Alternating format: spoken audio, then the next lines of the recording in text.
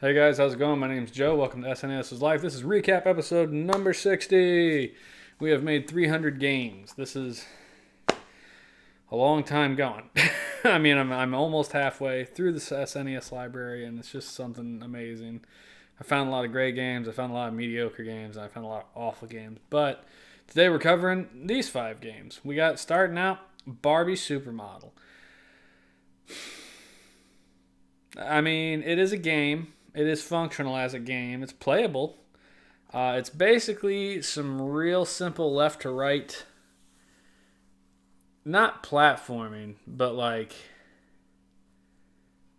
forward to backward navigation, trying to avoid obstacles. And then it's these like little memory games. So there's the forward, backward, avoid obstacles thing. And then these memory games where you're just like, oh, you're supposed to dress like on the magazine cover, you're supposed to figure out what shoes go with this and things like that, or how your makeup was done. Look, it's a thumbs down. But if you have a kid who is into Barbie, could be a functional game for them. It's not amazing by any stretch, but it is there. So, Barbie, Supermodel, thumbs down. Next up, Art of Fighting. This game actually kind of surprised me. I felt like this game is actually on equal ground as far as appearance and control as Street Fighter, which says something. Street Fighter is probably the best fighting game. Street Fighter 2 Turbo, in my opinion, Hyper Fighting is probably the best fighting game ever made. Up to like current stuff. Back in the 90s, let's say 90s to early 2000s, and it just aged flawlessly. Now, Art of Fighting isn't quite as smooth, and it doesn't have quite the range of special moves and things that Street Fighter does, but it looks really good. The animations are good. The music was good. The game played well. And I think if you're looking for a fighting game that is not, Street Fighter, then Art of Fighting, you could do a lot worse than this. That's for sure. Art of Fighting was a good game. I give it a thumbs up. Next up is from Namco. This is Battlecars, which is kind of like a death race meets Top Gear, sort of. You can do a third person. I think you can do a first person like cockpit view too. But anyway, you get these cars and you're driving around on these tracks, and it's sort of akin to F-Zero. If you hit the walls, you bounce all over the damn place. You have a health meter, and you're trying to basically destroy these other cars that are in your way until you get to the boss battle. And then the boss you can't actually kill. You just have to flat beat them in the race. Now, as you can see here, the animations and design and sprite work on the cars, they look fine. The music was okay. Wasn't anything special. Where this game falls apart for me is if you all remember, way back, I thumbed down to F-Zero. I did not find that to be a particularly entertaining racing game. And this game doesn't hold much better. The controls in this game are pretty slippery. Like, if you push left, you're going to probably hit a wall. And then when you make these 90-degree turns or these hairpin turns, you have to hold your shoulder button to get that full hard turn in there, and you're probably going to bounce off of the wall. And it gets very difficult in the later levels. But it was playable. It wasn't the worst racing game ever. I would rather play Top Gear or Rock and Roll Racing myself. So I did give it a thumbs down. I just didn't find it to be that entertaining of a game to play, unfortunately.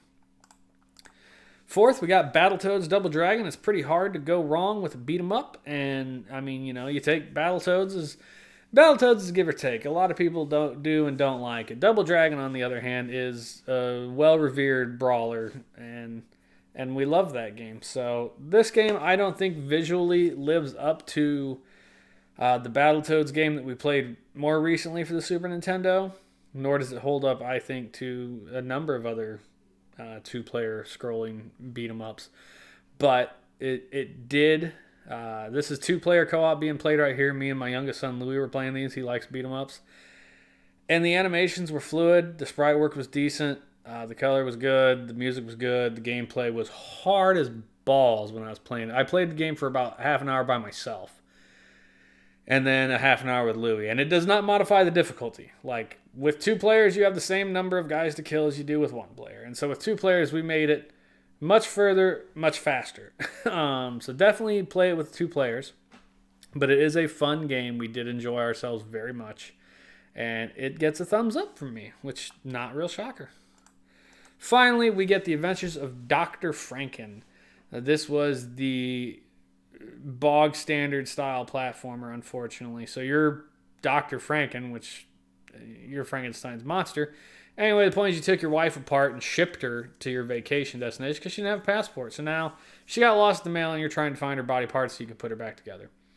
Look, the sprite work in the game is okay and the color usage is good. The music was average. The gameplay falls apart awfully. So it controls poorly. The hitboxes are awful. You can only kick left or right, and then you have a punch that stuns enemies. But half the time when you go up to then kill said enemy, you end up getting hurt because you touch it because the controls are awful. And it would be tolerable if it weren't also for the difficulty in the fact, like you can't, it's hard to kill things because hitboxes are fucked up. And then also, everything respawns. And it respawns pretty quick. Like, once you're vaguely away from where the enemy was, it will be back there. And so you end up running into a lot of things because you're moving quickly. And everything, you have, like 15 health bars up there, 15 little notches on your health bar. But every enemy that hits you does like 4 points of damage. It's ridiculous. You get hit like 4 times and you're dead. It just drives me nuts. I got so irritated at this game, I quit. I did not play it for an hour. I was like, this is not fun. It is not entertaining. And so I stopped playing it. It gets a thumbs down. Big fat thumbs down for Dr. Franken. And that's it. So that's our 5 games. We got 3 downs and 2 ups. Battletoads and Double Dragon and Art of Fighting are worth going and looking up. And I highly recommend them. They were good games. The rest of these, not so much. So thank you guys for watching. This is, like I said, this is our 300th game for the show. And I'm currently taking a week off after this to get all the stuff together for the next God knows how many games. Maybe I'll try and make like a top 10 list again. I haven't done that in a really long time, and now that I'm 300 games in, you think I probably have a good list. Although it probably hasn't changed dramatically. I imagine I probably have maybe shifted 1 game in there, perhaps. So that's it. Thank you everybody for sticking with us here on SNES is Life. I will see you soon for recap 61 and more games. So have a good one, y'all.